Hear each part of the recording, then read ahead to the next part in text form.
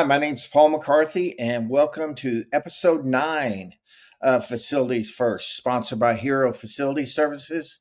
Today, I'm joined by a gentleman who's been around for a while. Mario is kind of like we're like fine wine as we get older, right, Mario? We get better with Right. age. That's right. So I appreciate you joining me today and coming on the show. So we were texting yesterday, and I just have to ask this because I think we're going to disagree on this.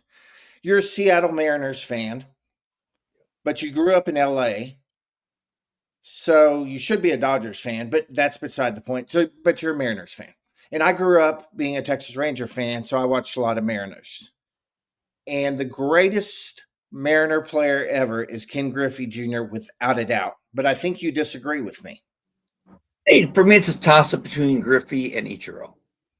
I got to watch both of them play. Griffey was what really brought the Mariners to the forefront, but Ichiro was so dynamic.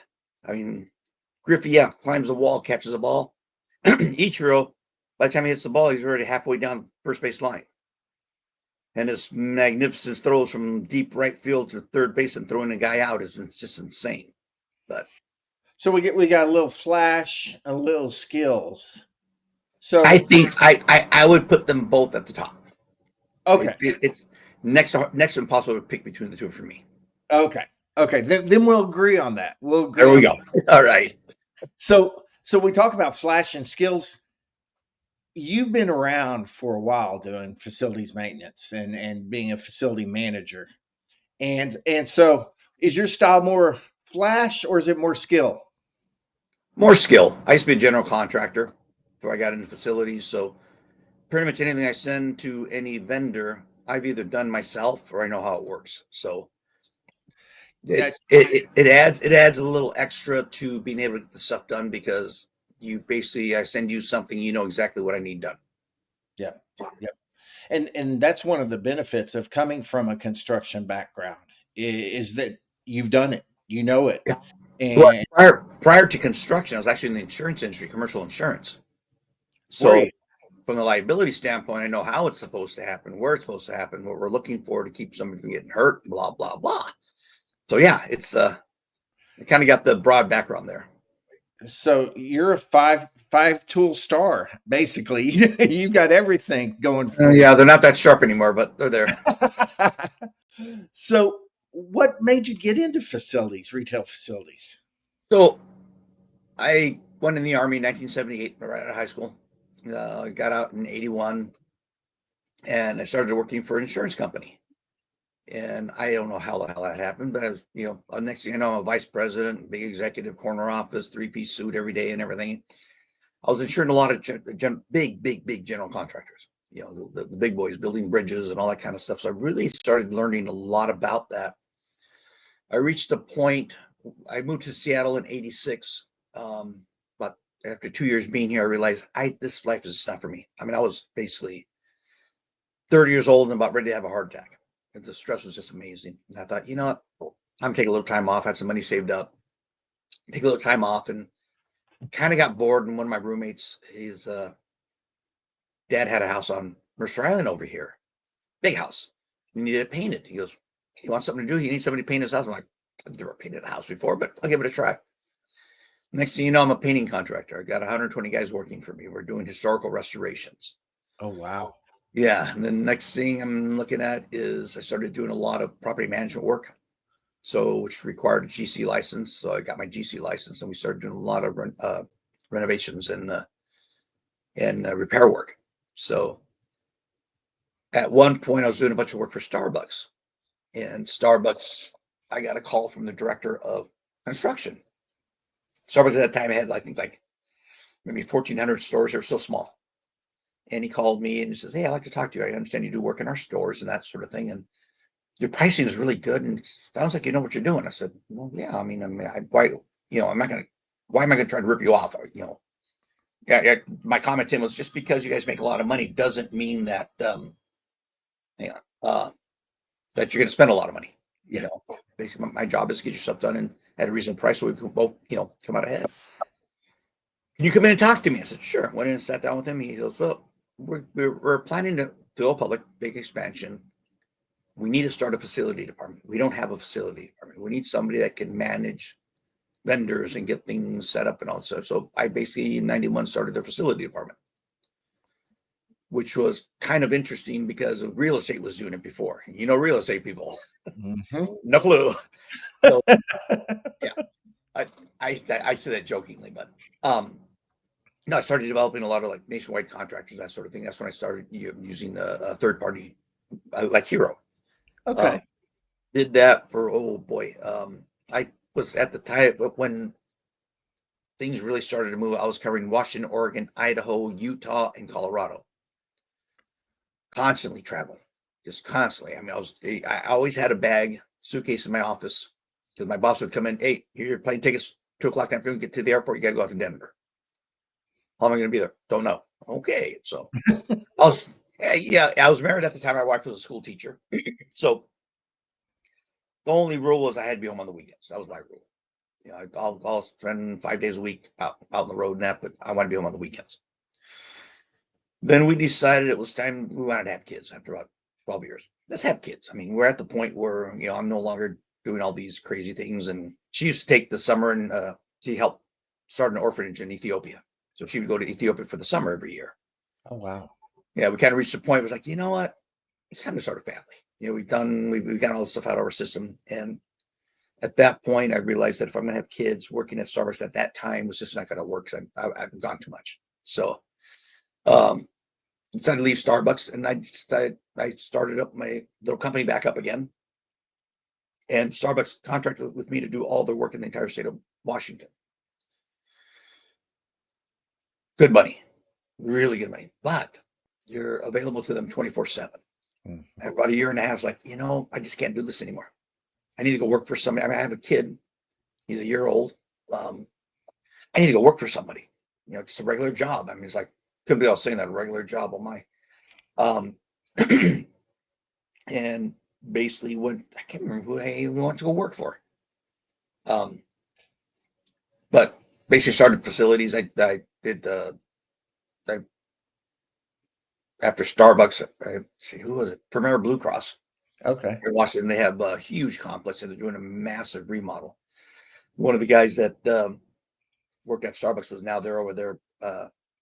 It was like the director of facilities and hired me to manage the rebuild process and the whole deal. So um, I've worked for Microsoft. It's Microsoft about 4 years.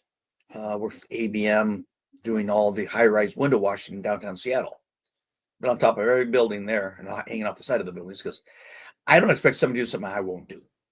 So I learned window washing. I don't want to do it, but you know, I figure they can't complain if I'm doing it too. That very good point. Very good You point. lead by example. Yeah, and then I went to go work. I got recruited by one of the counties up here because they had no facilities, and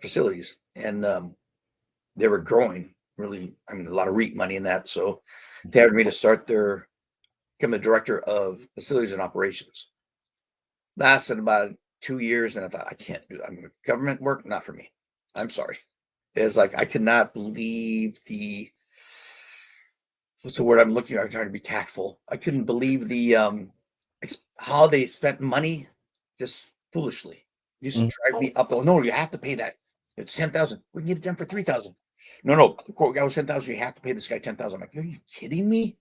So that was hard for me. So I left that, and I actually got hired by one of the local banks up here. They had 15 locations, and they hired me to not realizing it was kind of a setup. They hired me to get things. All their buildings were old and falling apart to get everything cleaned up and everything. So about 2 years in, and one day they come into my office and said, "Well, we have to let you go."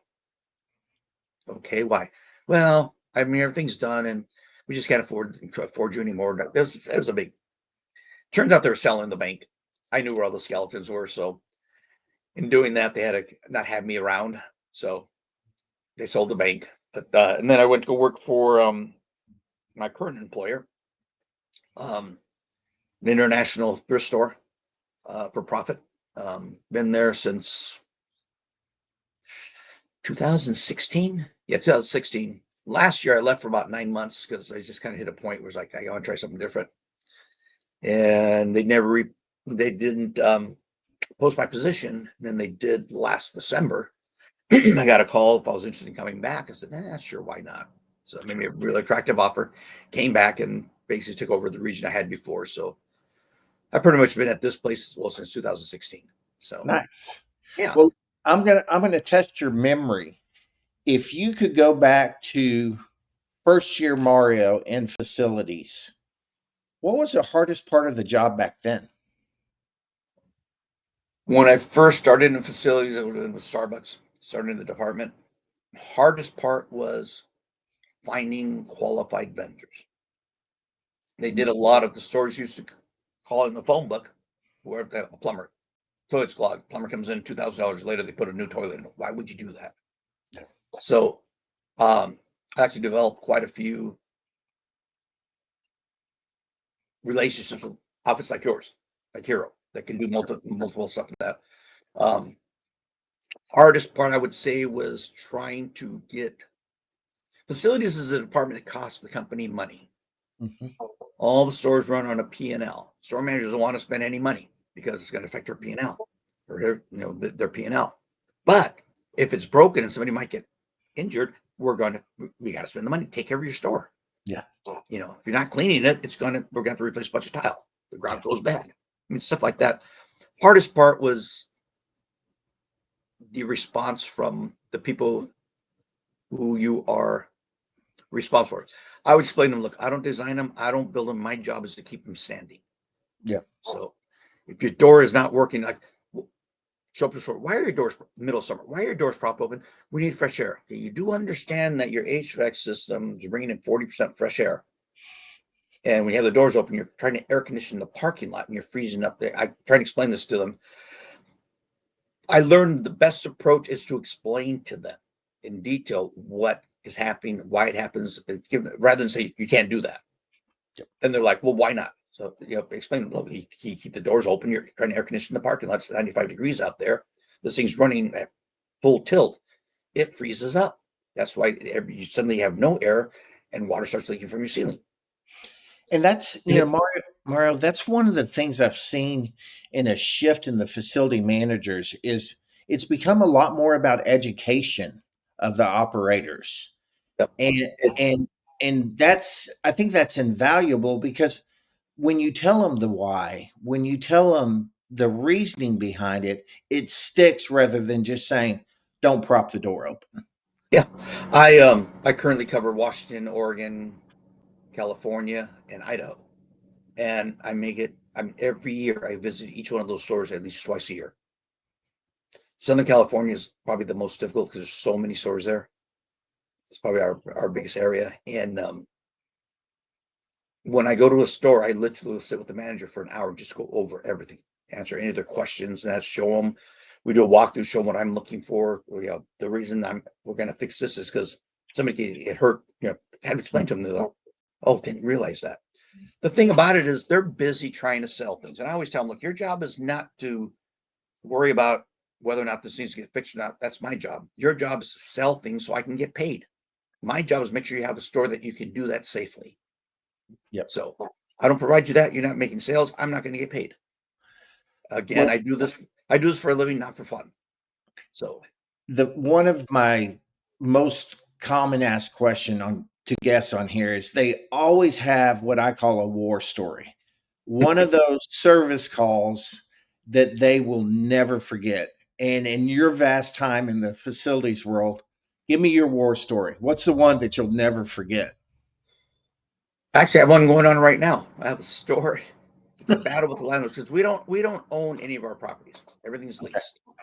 So I have a location here in the state of Washington, no less. Has a loading dock, and it's got a pit down in there. The pit has got a strip drain in it that drains into the storm drains in the parking lot. It's a shared parking lot, so the parking lot's the landlord's responsibility. Landlord has not cleaned out their storm drains.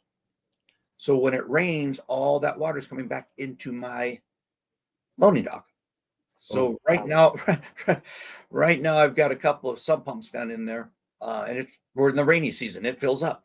I have a couple sump pumps in there, and we're actually ran the discharge out to the park next door, which I probably shouldn't, but if I do it to the park, it comes right back in my thing, which just doesn't drain.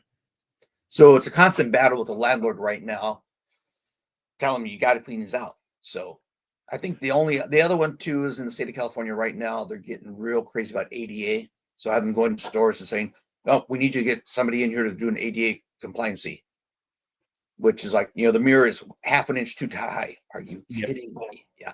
So going through quite a bit of that right now, and to get these ADA assessments done, they're not cheap. We're running 15 grand. So Really?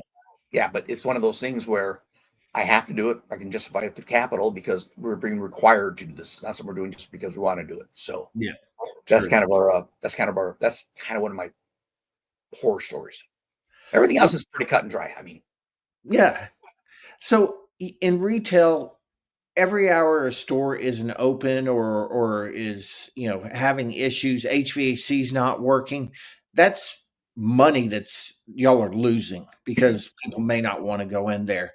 What's one problem that you still see in 2025 that you think shouldn't be happening because we should know better by now? we had a situation where a elderly person, hit the gas instead of the brake, drove right into the entrance of one of our stores, caused a lot of injuries and that. So this is while I was gone. So 9 months I was gone. So they started a bollard program, get bollards in front of the doors, which we should have everywhere. In case on these things, people, I have that same story with the loading dock. Somebody drove a truck right through the entrance and tried to steal the safe. Didn't get anywhere, but they did a buttload of damage to the police. Oh my But gosh. the problem we run into is like some of these locations, the bollards are the landlord's responsibility. Landlord doesn't want to spend the money. Mhm. So we have to try with the landlord. It takes about 90 days. If they don't do it, then we can just default do it ourselves. But we have to, go through this whole process. In the interim, it's totally exposed and that sort of thing. So I think security and safety right now is one of the hardest things because you got to sell stuff. My entire goal is to never have to close down a store. Those And aren't words that facility managers like to hear. It's well, close. when I was at Starbucks, you opened that store at all costs. We had a store that I was store in Portland. Girl's boyfriend was sitting out in her car waiting for it in her shift, like 8, 9 o'clock at night. Decided to try to start the car to put the heater on. It was a stick shift. It was in gear. Guess what went right through the brick wall? Yeah. Oh I my get this call at like 11:30.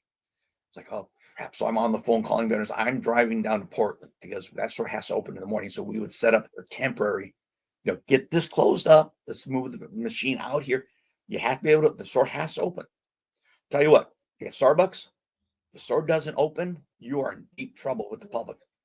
They are so used to getting their coffee. It's a routine thing. Oh my gosh. It's like, and they're not pleasant. They're not kind because they want their coffee. They have to have their coffee. So yeah, it's one of those things where we try really hard, unless there's like a fire and we have to. Yeah. I had a store in Northern California. There was people set a fire out back to try to stay warm and kind of went into the building and the store was closed. And I think I got it back open in 2 days, which normally takes, yeah, it can take up to 3 weeks. But it's like, I mean, every vendor I had, they're doing something. I have a tendency of like on projects instead of hiring a GC, I act as a GC and I'll sub out all the different parts in that just because it's quicker, easier. I kind of in control. Not that I'm a control freak, but I got to get it done. Yeah. So Yeah. And I know from knowing you a little bit that you are very knowledgeable and that you really do develop relationships with your vendors. yeah, A- I And do. and that's something that I always talk to people about is the relational aspect of the vendor facility manager. It's very important because you have to be able to trust them Yeah. and you have to be able to know they're going to be there for you. Well, And the other thing too is I used to be a vendor, so I yeah, know what I know what the vendor goes through. So when I'm coming to the vendor, I'll call Hero. Hey, I'm going to be sending you a work order. This is what I got. I'm sending you some photos. I need this, this, and this. Who do you have somebody that can do exactly what I need? Yeah, okay. Dispatch him. You see the work order shortly. Just emailed you a bunch of photos. When he gets there, have him call you, and then so we can discuss what he sees. So Yep. it's one of those things where I really, like I explained to the vendors, look, I need you guys more than you need me, to be honest with you, because I have to be able to get stuff done. And if I treat you guys like crap, you're not going to answer my call. I can call any one of my vendors and they will, I mean, on a Saturday morning, and they will take care of it. I take care of them. That's the most important thing. You have to take care of your assets. And to me, the vendors are my assets. That's a great way to put it. That's a great way to put it. So in our world, we hate surprises. What breaks trust the fastest between a facility manager and the vendor in the store world? Probably one of the worst things for me is when I get a quote from a vendor and they send it out to another guy and he's just trying to BS the daylights out of it, listing all kinds of things. I'm like going, dude, are you kidding me? This is not legitimate. And it's like, so I tell my vendor, look, let me ask you a question. Does this quote make sense to you? No. Then why did you send it to me? Why am I doing your job? The quote you should send me is the final, this is the best thing we can do. Now, if Okay. you guys don't know what you're doing and you're sending me a quote that doesn't make any sense just because that's what your vendor sent you, I don't need you. Yeah. You have to be able to qualify the quote you send me. I always tell my vendors, call me first before you send me a quote. Hey, our sub is saying this, that, and the other thing is what to ask for. No, tell them no, this is what it should be. Yeah. If you send it to me, guess what? You just wasted all my time. So Yeah. now I have to reject it and go through it. You guys have to go back out there. It's the most important thing for me is the quality. I'm not worried about what's the word I'm looking for. I'm not worried about quantity, it's more quality. Yeah. I'd rather you take the extra day and give me a quote that makes sense. Look at it. If that was your house, does that make sense? Well, no. Then why are you sending it to me? I mean, I That's look at every single quote. I mean, you guys know this. I'm constantly calling you guys. Hey, wait, this quote here, this doesn't make sense, or that doesn't make yeah. sense. I have to read it. We're public now. We get audited. Yeah. Even before we were public, this is the way I've always been. It's my name on there. End of the day, it's my name, it's my responsibility. If I'm using shoddy vendors, and it makes it to where I don't know what the hell I'm doing. Yeah. Yeah. So And now we're all human and we all do make mistakes. So a vendor drops the ball and they turn it around and they handle it perfectly after that and get it resolved quickly. Does that how do you feel after that? After here's the my here's my thing. I tell all my visitors, you're gonna screw up. I screw up. What's more important to me is how you handle that. Don't make up excuses. How are we going to fix this? There are no problems, only solutions.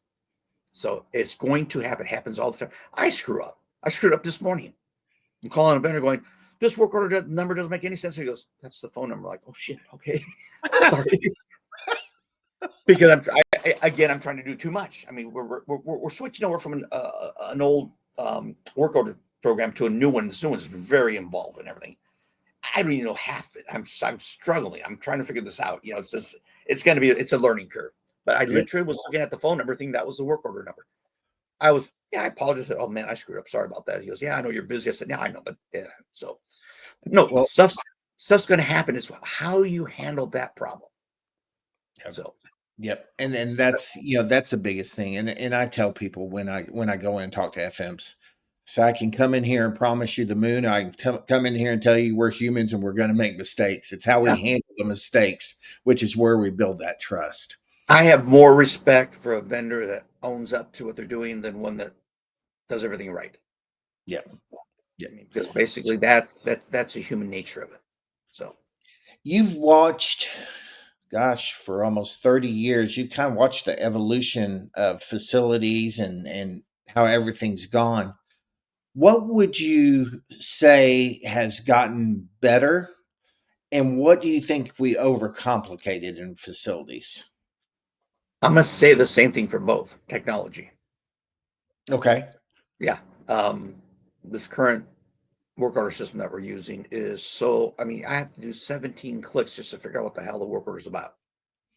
It's very, what's the word, time consuming. You know me, I'm very much to the point. What do we need to get this done? Yeah. Plain and simple. I mean, yeah, I would love to sit there and drag this out for 3 days. No, I'm not going to do that. I have too much to do. Bottom line is it's broken. What do we need to fix it? Okay, let's fix it. Yeah. Um, Yeah. by the And same token, technology helps to track and keep, record of what happened and so on and so forth. But it's kind of a double-edged sword. I think a sad part for me is, now you can get a degree in facilities. You got some guy who goes to college, or some person, will say person, goes to college, gets a degree in facilities, has never picked up a screwdriver in their life, doesn't even know what it looks like. And they're running facilities. mhm, It's become, for a lot of places, a numbers game, mm. not a knowledge game. And it's like I approach it from the standpoint, and I tell people this, and my boss always, she told me, she goes, I love it when you say that. That's my money you're playing with. I have a budget I have to stay within. Yeah. So if you're trying to get money out of me and it's not legitimate, we're going to have a problem. So Well, by you the same token, by the same token, before we move on, if you give me a quote and it doesn't make sense to me, you can't do it for that amount of money. I'm going to tell you, are you crazy? You're not going to, you're going to come back and ask me for money. and that's a true partner. Yeah, look this over and rethink it because you're way too low. I'll tell you right now. Me as an external contractor, I would be at this amount. So Yeah. I generally on a work order when I send something to a vendor, I know what should be spent on it. If they come in too low, it's like, don't try to buy the work. You're Yeah. gonna do a crappy job, and I'm gonna have nothing but problems. I'd Yep. rather you do it right and pay a little bit more, and it's done. So Well, and you have such a wealth of knowledge, and you kind of talked about it with these new younger kids coming in that haven't picked up a screwdriver. What would you tell? What are three things you would tell a new facility manager coming into facilities that he needed to know for his first year? first, you don't know anything. I mean, this is just because you got a degree does not mean you know what you're doing. You're gonna have to learn. You're gonna make mistakes. Be humble. Don't think you know everything because you don't. I still don't know everything. There's some things I learn every day. You should learn something new every day. Number two, get out there in the field. See what the issue is, see what the problems are. Number three, spend some time with your vendor in the field, see how they repair things so you get a better idea of how it works. Whenever I sign on a new vendor, one of my requirements is I need them to go to a store with me so they can see what we have there. Because what we do is very unique. We're a retail store, but we also have production behind our stores. Mhm. We have forklifts, balers, compactors, 60 people running around, donations, all. I mean, it's crazy behind the scenes. Come with me so you can see, like, so you see, if my forklift goes down, this is why we're so insistent getting it fixed as quickly as possible, because without a forklift, we're dead in the water. We cannot process and we can't sell. So a lot of it for me is, as a new facility manager, learn what it is you're facilitating from the ground up. That's It's when I started with Starbucks, um, they wanted me to just go straight into facilities. I said, okay, hold on, let's look, can we do something? So what's that? I said, I'd like to start as a service tech for a couple of months. That's the guy that goes out and fixes the equipment. That's when they had all that. And he kind of looked at me and goes, why is that? I said, I need to know how that equipment works. So when I'm doing something, I know how I'm not going to interrupt their business. I go, well, shit, okay, that's a good idea. Did that for 2 months. And then I said, I'd like to spend 1 week in a store as a barista to see what they go through. And that has to become the standard there now. So that's that's a as a facility manager, you got to know the business from the ground up. Yeah, I'm not in operations, but I need to know what they do, the exactly. challenges they have, and the struggles they go through. So Exactly. yeah, you can't manage facility from behind a desk. That is very true. So I always end my show with one question. So the question is, what question should I have asked you that I didn't know to ask you, and how would you answer it? Do I enjoy what I do?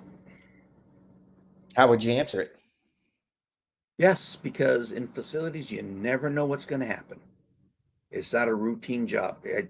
You could have a day where it's just like total chaos, like yesterday, or other days where it's very simple. And the worst days for me in facilities is when it's really quiet because something's festering. Something's gonna. They Fridays are the worst because the stores wait until Friday. Oh, we forgot to tell you that this is broken. When did it break? Monday. You tell me Friday at the last minute, and you want me to get somebody out there. That's not going to happen, kids. It's Yep. like in facilities. What I enjoy about facilities is you never know what you're going to deal with. You never know what's going to happen. So I mean, it's always a challenge. If it was just a routine thing, I wouldn't do it. I'd be bored out of my mind. I That's could true. not be a processor. I would like be go postal, man. It's drive me crazy. Yeah, no, it's just yeah, no, I have to. I like the challenge. I love problems because I love solving them. That's my things. I love solving them. I like bringing people along. Say, okay, guys, what are we going to do to fix this? Yep. I'll call my brother. Hey, I got the situation. What do you think? Do you have somebody that can do this or that? Or it's always something different. It's never Yes. routine. Never ever routine. Doesn't get boring. That's true. That is definitely true. And you have to be Gumby, you have to be flexible, and you have to learn to adapt to Oh yeah, different situations. adaptability is the number one thing in facilities. Yep. And you So have to. Mario, we're running out of time. And I just want to thank you for coming on the show and joining me. It's always a fun time to talk to you. And I'll still root against your Mariners. I'm sorry about that. That's all right. I'll forgive you. But we can still be friends. How about There that? we go. There we go. Well, Mario, have a blessed day. And everybody out there, thanks for joining us on Facilities First. And we'll see you next time.